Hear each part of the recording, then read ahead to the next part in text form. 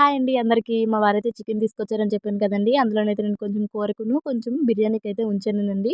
ఇంకా అదైతే నేను బిర్యానీకి ఉంచిందైతే ఈ చికెన్ అండి. ఇందులోనైతే నేను కారం, సాల్టు, ఇంకా అల్లం వెల్లుల్లి పేస్టు, గరం మసాలాసు, బిర్యానీ మసాలా, పెరుగు అన్నీ వేసుకుంటున్నానండి. వేసుకొని బాగా కలిపేసుకుంటున్నానండి.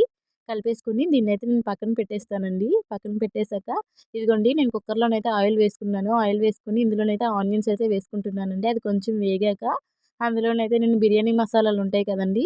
ఇంక బిర్యానీ మసాలాలైతే అన్నీ వేసుకున్నానండి. వేసుకొని టమాటాస్ కూడా వేసుకున్నానండి.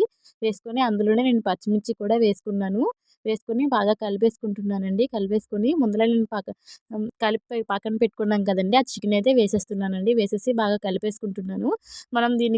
మనం ఎంత వాటరు అదే బిర్యానీ రైస్ ఎన్నైతే వేసుకోవాలనుకుంటున్నామో నేను అంతైతే వాటరయితే వేసుకొని బిర్యానీ రైస్ గూడా వేసేసానండి.